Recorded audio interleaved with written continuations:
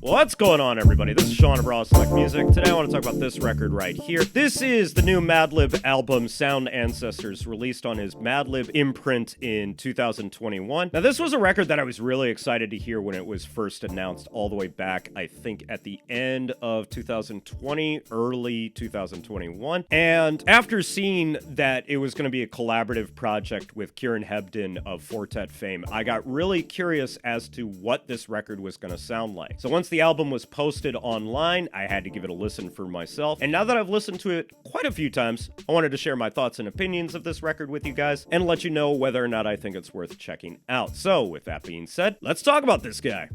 Right off the bat, I want to say I'm a huge fan of Madlib, whether it's his own instrumental work, his production work for other rappers or vocalists, as well as his jazz stuff. Across the board, all the different facets of Madlib's catalog, I am a huge fan of, and I think he is totally worthy of his legendary status, even if not all of his projects are absolutely essential. So, with that being said, I went into this project not really knowing what to expect, especially seeing that Kieran Hebden, aka Fortet's name, was attached to this record. I really went in with a completely open mind. Would Kieran's more hip-hop oriented early work sort of shine through this record? Would his involvement in this project be more of a behind-the-scenes engineer type thing? And would it be more of a Madlib project? I really didn't know what I was getting into with this project. But after listening to a couple of the pre-release tracks, Road of the Lonely Ones, I think I got that right, Dirt Knock, and Hop Rock, my hype for this record really started to build, and once it got released online, I knew I had to listen to it for myself. And holy shit, I am glad I did. This is seriously probably my new favorite instrumental project from Madlib. It may not have the sort of thematic connective tissue as some of his previous instrumental work had, and it also doesn't really seem to seamlessly blend together the way that I thought that it was going to. Kieran talked a little bit about making a record that would flow from front to start, that really didn't need to have any vocalist over the top of the instrumentals. And while I will say that these productions by themselves definitely stand out without the need of a vocalist, it really doesn't flow quite the way that I expected it to. And it really feels more like a variety of different Madlib sounds, be it past, present, and even future, as there's some territory explored on here that sounds very different and very new for Madlib. And across the board, this is some of the most inspired, hardest hitting, funkiest, just superlative beats that I've heard from Madlib in ages. There's some of that old boom bap sound that I would associate with his Loot Pack and production work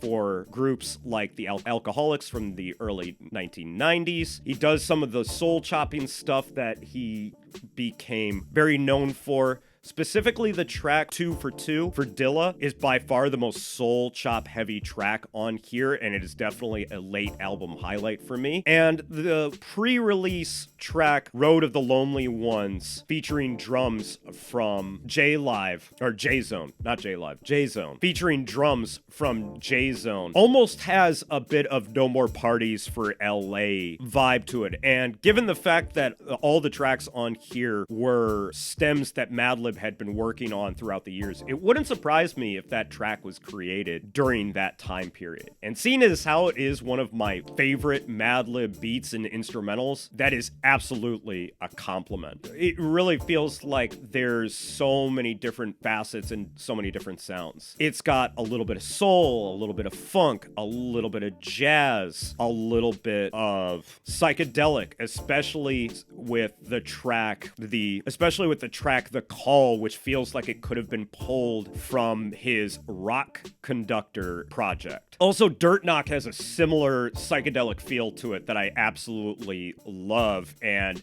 it really sort of that psychedelic sound really fits in with the grittier, nastier side of Madlib's productions. And it is definitely one of not only the hardest hitting tracks on this record, it's definitely one of my favorite songs from Madlib, period. Another late album highlight for me is The New Normal, which definitely feels like Madlib is exploring some new territory on that track, and it feels a lot spacier than some of his other stuff. As I said before, it really just feels like this album is kind of a overview of all things Madlib up until this point. In all honesty, I gotta say, I absolutely love this project. I think I'm gonna be coming back to it quite a bit. I'm really looking forward to picking it up on vinyl, and I don't really know what else to say other than if you haven't checked this album out, you're doing yourself a great disservice, because I think Madlib and Kieran Hebden have put together quite possibly the first must-have album of 2021. So whatever you do, don't sleep on this.